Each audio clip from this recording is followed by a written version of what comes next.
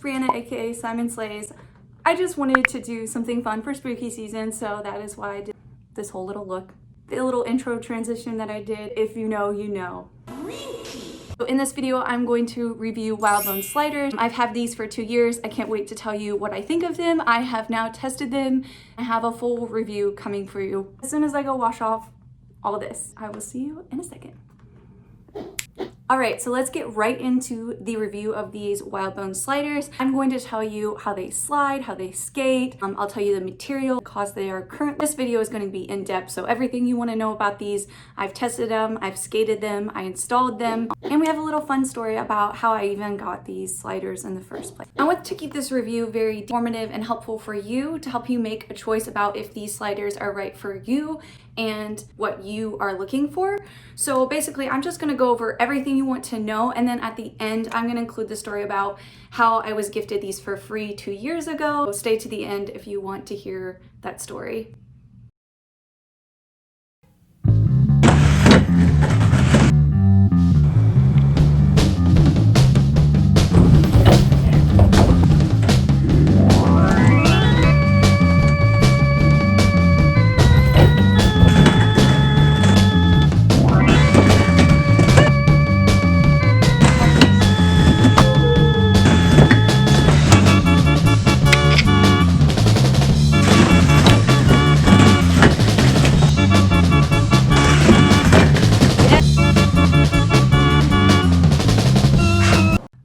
So Wildbones Sliders. This review obviously is from my experience skating on these, having them for over 2 years, and installing them myself on my Vans roller skates with the plate and the setup that I have. Just to answer a few general questions that you might want to know, I am like 6 feet tall and I wear a size 8 men's, 9.5 women's in Vans, and then my plate is an Avanti.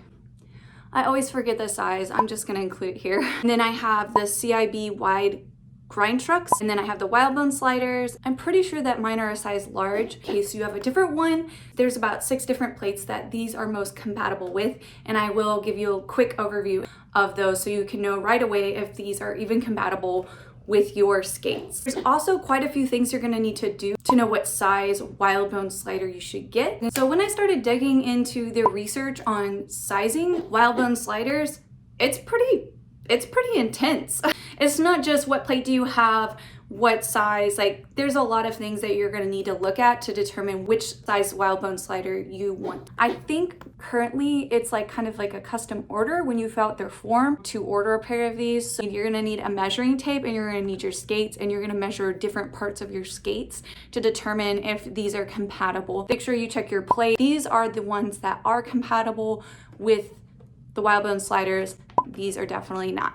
Hopefully that helps you out at a good starting point. If you want any help, I included little graphics on my blog, and you can go there and look at all the little chart. I just kind of did like a little blog post about sizing, so that way if you guys need any information about determining if your skates are compatible with these, you can find it there. Let's get into it and find out more about the pricing, material, and my personal review of what it's like skating on these. How much do Wildbones sliders cost? Currently, they are going for $70 online. I did not purchase these, and they weren't like a brand sponsorship. They were just a generous gift. The material that Wildbones sliders are made out of, this is a plastic. It's called HDPE, which is, I might botch this, but high density polyethylene. I tried, guys, I tried. A high density, low water absorption, super strong plastic. It is held with 2 screws on each side to a metal plate. There's nothing between here. It's just a metal plate with the 2 pieces of plastic that hang down a little lower than the metal. If you skate this enough, you will wear down the plastic and you will have to replace it. When you do that, I believe that if you buy it from the shop that it's available from now, that they will give you a discounted replacement bones if you buy them after you wear your first set out. If you do end up picking up a pair of Wildbones sliders, I made a tutorial on how to install these. It's very quick and simple. I show you through the whole process and demonstrate it on my moxi setup, which is the one you're seeing here. So I forget if I had the wide trucks on there or not, but it's a pretty similar process either way. If you want to know about installing the wide trucks, I also did a tutorial on that. So depending on your setup, whether you have wide truck, especially if you have Avanti plates, you're going to want to check that tutorial out because I show you how to install Wildbones sliders. Originally, the brand was owned by Mountainside Skate Shop, I believe, and that's originally when I got mine. When they first came out as a brand and started selling sliders. I actually had my Wildbones for 2 years. About a year ago, I did try the Wildbones sliders on my moxi setup. However, I was fresh off of having a shoulder surgery and not feeling super confident. I really had to build that back up. It wasn't really the sliding that I wasn't feeling comfortable with, but rather, I've said this before in my other reviews of sliders, the larger your feet are, the wider across your sliders are going to be. You have more surface. If you have bigger feet, you have they're wider across. They're not locking straight on the coping. So that was kind of an issue for me because it is a skill that you have to develop and adjust to be able to balance and not actually lock on. So you have to be able to balance your weight on the coping when that happens. And it's totally doable. I mean, basically, as long as you have good form when you are doing whatever stall or trick you're doing, and you can control your momentum and keep yourself balanced. It's based upon your skill as a skater, really. Just from my experience, it doesn't slide every single time you hit the coping. However, how you skate will determine if it's going to slide, if that makes sense, whether you're aware of what you're doing or not. So I've had a lot of times where I'll do like a 1 foot stall and my foot will slide. And it's because of the way that I approached and landed on the coping in these. For example, if you're going at an angle and you hop on the coping, you probably are gonna slide. If you land on top of the coping and you're standing there and you allow your feet to go out, you're gonna slide on the coping. You will slide in these. They do slide. They may not slide always the same direction. You have to direct the speed and the slide yourself with how you approach and how you land and how you proportion your weight on the coping when you're doing your tricks wearing these. So I hope that makes sense. I can do a tutorial on how to do slides so you guys can see if you're wanting to slide in these, how you can do slides. The material itself does slide, but you do have to do something to make it slide. You have to have some speed or momentum and approach it at an angle, essentially. I skated these on my moxi setup about a year ago. I tried them out. I didn't really like them the first time I tried them, and it's no offense to the brand at all. It was just where I was at in my skating and how I felt comfortable, and I just really didn't feel secure. I felt like they were really wide and I wasn't able to balance on the coping well with them. I think a lot of that is due to just like having wide feet and also coming back to park skating after having an injury and being away for several months, just not getting to park skate at all or do any coping tricks. Really, it was more about my personal confidence as a skater and rebuilding that than about the sliders themselves. Now, a year later, skating a lot and having a mini ramp on my front porch, I've skated these and they're good mid-range. I think that they can be really nice for people who are just starting off and wanting to upgrade to a slider. These would be a good ones to learn how to slide and start off with. However, I think that there are other sliders that slide better and will slide more. I think you have to work a little bit to make these actually slide. That doesn't mean that they don't slide at all. They totally do. I have friends who have these sliders and they can do great slides because they're very skilled skater, they're talented, and it's not always about the slider. If you have the skill, you can slide in your sliders. So you always have to keep in mind, if you're coming from another slider or a block and upgrading to a different brand and a different type, they are made differently. They're going to feel different when you skate them. There's going to be a period of adjustment. There's going to be a period of learning to get the skills to skate on that piece of equipment that you upgraded to. Like with my blocks, those were amazing. I feel like they only helped my skating. They made me feel very secure and very confident as a skater. And then I switched to these and they had an added difficulty because they do slide. I wanted to slide when I was ready to learn those. However, I had to learn how to slide in these. They didn't just do all the work for me, if that makes sense.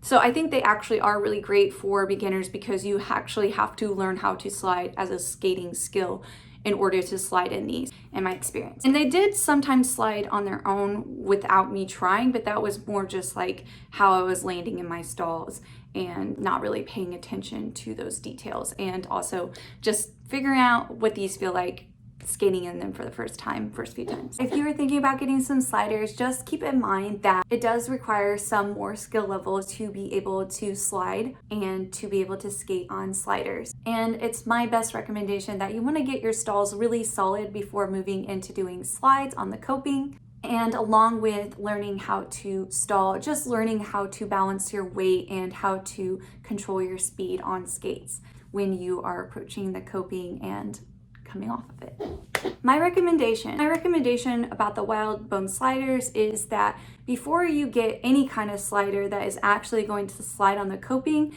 make sure that you assess your own skill level. I think it is pretty important to at least know how to stall and balance and control your momentum as a skater before you jump into slides and upgrading and getting a slider. You obviously could get sliders when you first start out and just go with it and figure it out. But I definitely think that the best approach or the most sensible approach would be just to learn how to stall, learn how to stall with both feet on the coping and balance your hips and your chest over your feet on the coping before you progress and kind of level up into learning and doing slides on the coping. The main tip for slides is approach at an angle in the direction that you want to slide. The best slides are when you hit the coping, it's almost like you're at a stall, but because you come at an angle and you're wearing sliders, you slide across it. It's really fun. I definitely encourage you, if you feel ready for a new skill and you're ready, you've got your stalls down and you're ready to spice things up,